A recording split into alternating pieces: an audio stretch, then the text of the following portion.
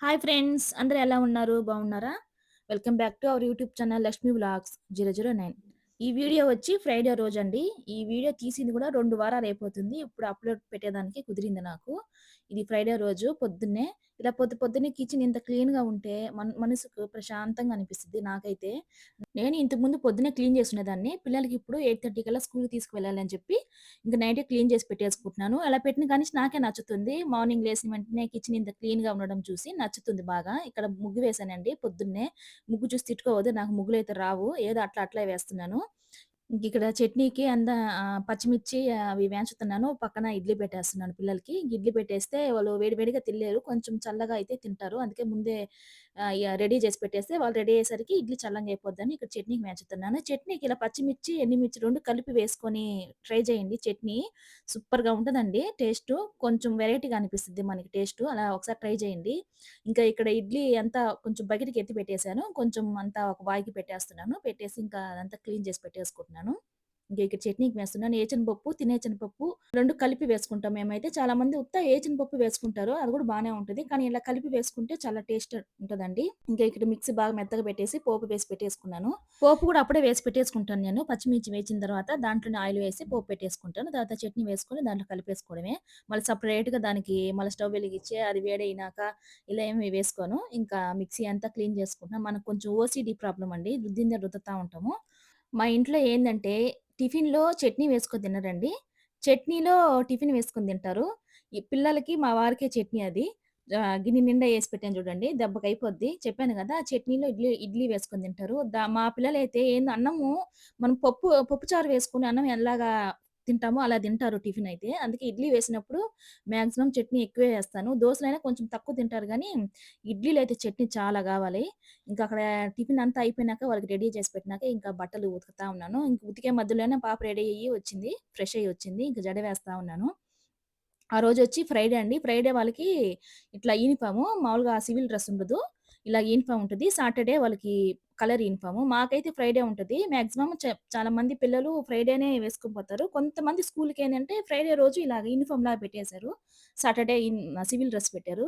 ఇంక వాళ్ళని పంపించేసి ఇంకా అక్కడంతా కడిగేసి, ఇంకా బట్టలంతా జాడిచ్చేసి, కడిగేసి ముగ్గు వేసేసాను. ఇంకా ఆ రోజు పిల్లల్ని మామయ్య తీసుకోపోతానన్నాడు. అంటే అదే వాళ్ళ తాతయ్య తీసుకువెళ్తానన్నాడు. మాక్సిమం నేనే తీసుకొని వెళ్తాను. కాకపోతే అప్పుడప్పుడు ఆ టయానికి ఇంట్లో గాని ఉంటే వాళ్ళ తాతయ్య తీసుకొని వెళ్తాడు.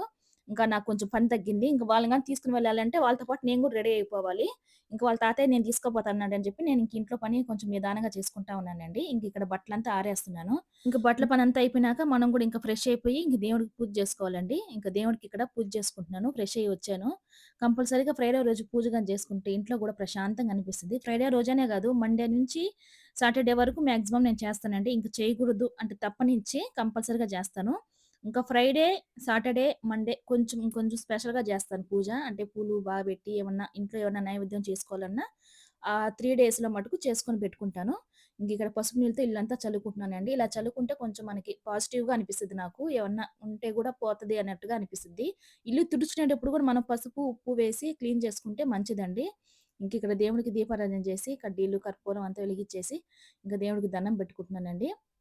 కంపల్సరీగా నేను దండం పెట్టుకునేటప్పుడు మంగళసూత్రానికి గూడా హారతి ఇచ్చి బొట్టు పెట్టుకునేది ఫస్ట్ నుంచి నాకు అలవాటండి. గుడికి వెళ్ళినా, ఎక్కడికి వెళ్ళినా సరే చాలామంది చాలా మందికుంది అలవాటు. ఎంతమందికుందో కామెంట్‌లో నాకు షేర్ చేసుకోండి.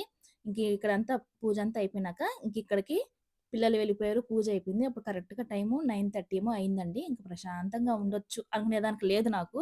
ఎందుకంటే మా హస్బెండ్ వచ్చేస్తాడు.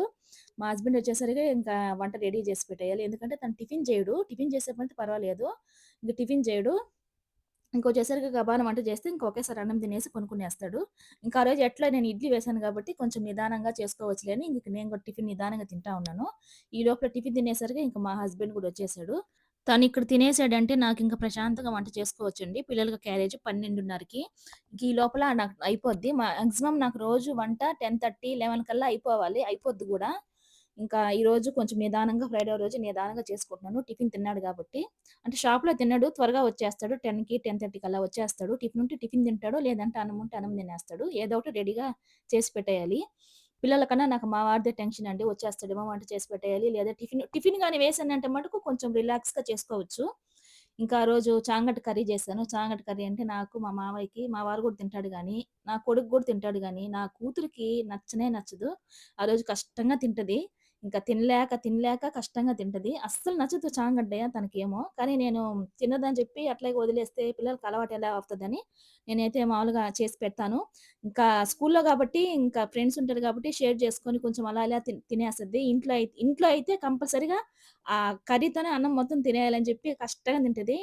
ఎక్కడైనా ఇంట్లో ఆడపిల్లలు సర్దుకుంటారండి. ఇక్కడ మా ఇంట్లో రివర్సు. మా అబ్బాయి మటుకు ఏది పెట్టినా గూడా వద్దా మమ్మీ అని చెప్పి అనడు. ఒకవేళ అది వద్దు మమ్మీ అన్నా గూడా తినాలి నాన్న అంటే గమ్ముగా తినేస్తాడు గానీ, నా కూతురికి మటుకు అబ్బా! అసలు పెద్ద తలకాయ నొప్పి నాకు. ఇది తిందు, అది తిందు, అది తిందు అని అంటది. ఇంక నా భయానికి ఏదో ఒకటి అడ్జస్ట్ చేసుకొని తినేస్తదండి. నాకు నా కొడుకైతే పాపం అడ్జస్ట్ చేసుకొని తింటాడు. కానీ సతాయించడు. ఒక్కసారే వద్దన్నాడు. కానీ తినాలి నాన్న అంటే తినేస్తాడు. నా కూతురు అట్ట కాదు. 10 మాటలు చెప్పినా గూడా నేను గూడా ఒప్పుకోనండి. 11 సరే అనే చెప్తాను గానీ, తను తినను అనంటే నేను ఒప్పుకోను. ఇంక గట్ల ఏడుస్తానే తినేస్తది. చిన్నగా అలవాటు చేయాలి గదా! వాళ్ళకి గూడా అన్నీ తినేది.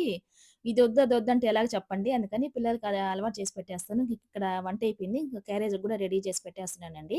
ఇంకా బాక్సులకి మళ్ళా బాక్స్ పెట్టేటప్పుడు కూడా మమ్మీ నాకు అన్నం అంతొద్దు కొంచెం పెట్టు, ఒక్కరవే పెట్టు అని చెప్పేసి పోతారు రోజు. కానీ నేను పెట్టేదేం పెడతాను. అన్నం మిగిలించుకొనొస్తే మటుకు నేను తిడతానండి. ఇంకా ఇంట్లో ఎంత తింటారు పిల్లలు మనకు తెలుసు కదా! అంతే పెడతాను. అంతకు మించి ఎక్కువ పెట్టను. కానీ ఇంట్లో తినేదానికన్నా తక్కువ పెట్టమంటారు. కానీ నేను వాళ్ళు ఎంత తింటారో నాకు తెలుసు కాబట్టి అంతే పెడతానండి. ఇంకిక్కడ ఒక ముద్దలోకి ఊరగాయ వేసి పెడుతున్నాను. ఇంక ఏడుస్తా తింటారులే. ఒక ముద్దలోకైనా ఊరగాయ వేసుకొని తింటారని ఒక ముద్దలోకి మామిడికాయ ఊరగాయ ఇంట్లో చేసిందుంటే అది వేసి పెట్టానండి. ఒక ముద్దలోకి అది కర్రీ యేసుకొని తింటారు. కానీ చామగడ్డ కూర ఎంత బావుంటదండి చాలా మంది ఇష్టపడరు. ఎందుకంటే అది కొంచెం జోమ్‌గా ఉంటదని, జిగటగా ఉంటదని ఇష్టపడరు. కానీ హెల్త్‌కి కూడా చాలా మంచిది. చాలా మంది తినరు. ఆ చాంగడ్డ కర్రీ తింటే ఫిష్ కర్రీ తిన్నంత ఫీల్ ఉంటది నాకైతే చాలా ఇష్టమండి. కానీ కొంచెం నీళ్లుగా చేసుకోకూడదు. కొంచెం అంటే గ్రేవీగా కొంచెం చిక్కగా చేసుకోవాలి. అప్పుడే బావుంటది. ఇంకిక్కడంతా క్యారేజ్‌లంతా పెట్టేసి, ఇంక తీసుకుపోయి క్యారేజు స్కూల్‌లో పెట్టేయాలండి. ఇంకా అక్కడికి నాకు టాస్క్ అయిపోద్ది. ఇంకా మధ్యాహ్నం పిల్లలకి క్యారేజ్ పెట్టేసానంటే, మధ్యాహ్నం నుంచి నాకు ఈవినింగ్ పిల్లలొచ్చిన దాకా నాకు కొంచెం ఫ్రీయేనండి. ఇంకేం వర్క్స్ ఏముండవు. అంతే అండి ఈ వీడియో. ఉదయం నుంచి మధ్యాహ్నం దాకా వ్లాగ్‌లాగా చేసి పెట్టానండి. మన ఛానెల్‌లో ఇలాంటి వీడియోలు తక్కువ ఉండేది. ఇలా ట్రై చేసి పెట్టాను. ఎవరికైనా నచ్చితే లైక్ ఇవ్వండి. కొత్త వాళ్ళెవరైనా ఉంటే మన ఛానెల్ సబ్స్క్రైబ్ చేసుకోండి. బాయ్ ఫ్రెండ్స్ అందరికీ.